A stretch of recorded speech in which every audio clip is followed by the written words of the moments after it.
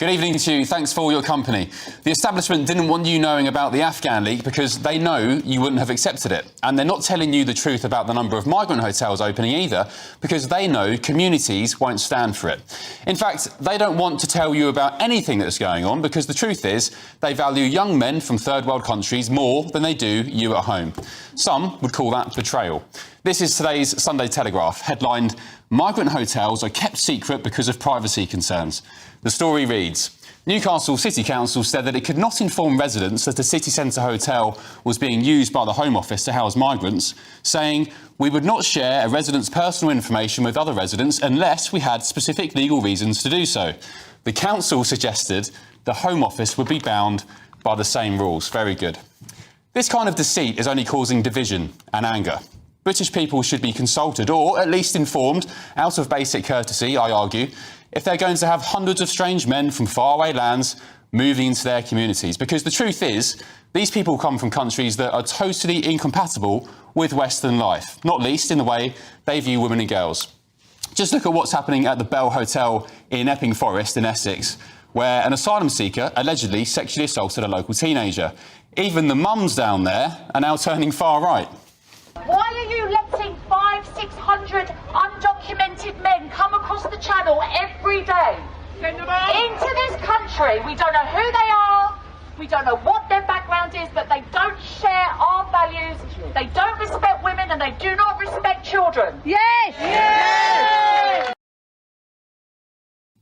She's probably on some anti-terror watch list by now, I suspect. But anyway, it was only in March that the Daily Telegraph revealed Afghans and Eritreans were more than 20 times likely to account for sexual offence convictions than British citizens. That's according to Ministry of Justice data. And overall, foreign nationals were 71% more likely than Britons to be responsible for sex convictions. Well, let's forget sex offenders for a moment, shall we? What about this story in The Sun on Sunday today, where a pair of asylum seekers have been caught making porn videos in a migrant hotel to sell on the sex website OnlyFans. A Syrian man was discovered having sex with a female migrant on camera by shocked hotel staff during a room inspection at a hotel in Blackpool. A former manager of the hotel told The Sun, "The guy had a whole setup, a camera on a tripod at the end of the bed, sex toys everywhere. It was pretty obvious what was happening." Well, I guess that gives Smash the Gangs a whole new meaning. So with that in mind, can you imagine the kind of arrogance and contempt the state has for the British public, you, to continue opening these hotels without so much as a heads up to worried communities? They don't give a damn about us. In Altrincham, near Manchester, residents complained that there was an information vacuum about a hotel that opened there. In West Oxfordshire, the council has in the past complained that even councillors were not informed about plans to move in migrants. And Tower Hamlets, the London borough with the largest Bangladeshi population in the UK, told the Daily Telegraph that "We do not announce when asylum seeker hotels are stood up in the borough, nor do we announce when a refugee comes." There are now thought to be more than 200 asylum hotels across the UK, housing some 32,000 migrants at a projected cost of, get this, £15 billion by 2029, 5 times the annual cost of our nuclear deterrent. For 15 billion quid of your money, I don't think it's too much to ask that the government at least tells me and you who the hell is moving next door to us. Well, let's get the thoughts of my panel now. The political commentator Samuel Sweek, political commentator Chloe Dobbs, and the businessman and activist Adam Brooks. Good evening, panel. Welcome along. Chloe, ladies first. We're not being told about migrant hotels. Does this surprise you?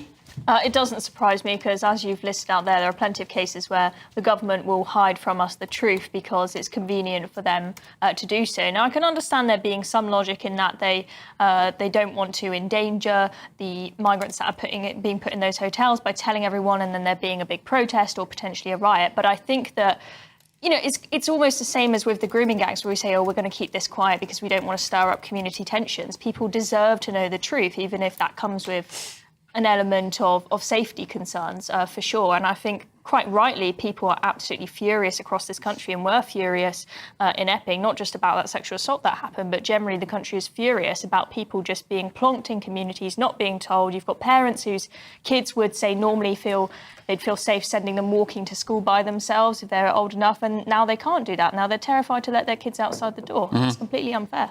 Adam, you've been down to that Bell Hotel protest in recent days. What's it like? A lot of anger. Look, I'm an Epping Forest District resident. Yeah.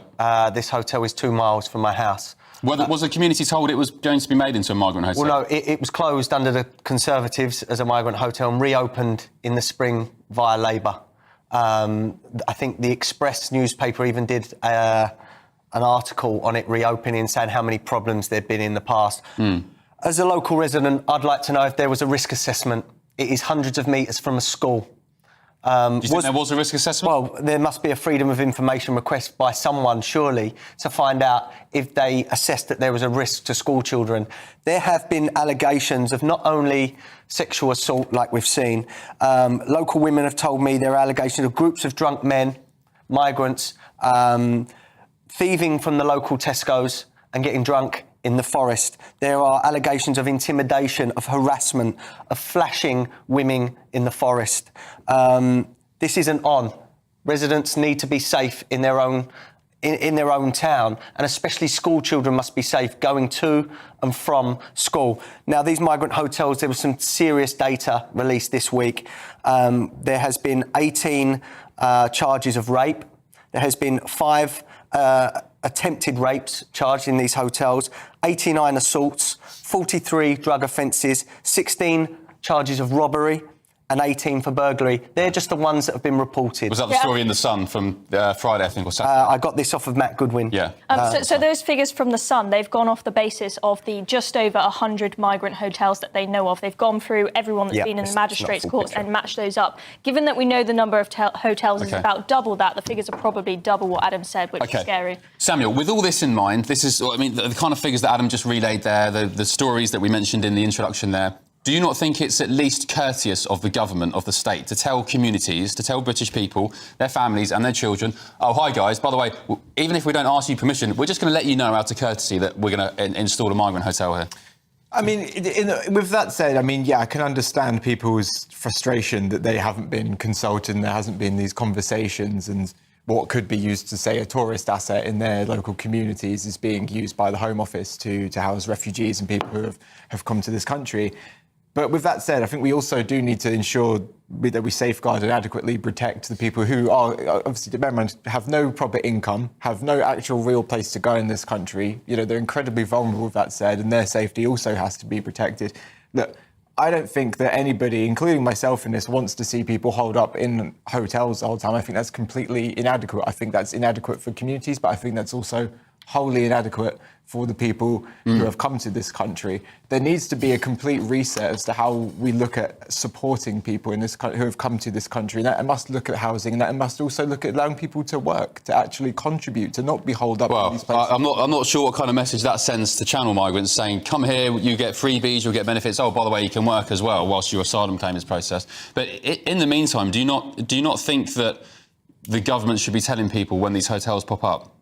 I mean, look, I think, as I said, it's completely inadequate that this is the situation these people find themselves in. But what I would say as well, we have to look at, again, the safety. OK, But what about the safety of the girls? No, of course. Women and girls. Here's a better Why are we question. always just focused on the safety of the migrants and their human rights? Girls matter more. Girls matter more. There are residents that will... One second. There are girls that are not allowed to walk to school now in Epping because their parents are fearful of what is going to come their way. That is shameful. It's 2025 in Britain, and we are allowing families to be worried for their children just going to school. Adam, but what I would say as well, we're no more than 12 months away from people trying to burn down a hotel which housed migrants in this country. Let me just tell you, that is disgusting. It's not about trading one thing off against the other. We have to ensure the safeguard of all communities, but also we have to look after the people who have come and are in... Are you aware that a man has been charged that was living at that hotel for 2 hotel fires, tried to burn them both down? It's alleged, obviously, he's been charged. He hasn't been found guilty yet. That's not every single person, is it? Can I ask you, Samuel? Yeah. Why do you think the government and the state isn't telling communities these hotels are popping up? It's a very good question. But what I would say, I think... Any idea on the answer? Not really. No, I think it's a tinderbox of an issue. You know, it's incredibly divisive. You know, there are people who, frankly, do not want people to come to this country at all, even if they're fleeing poverty, prosecution, and war.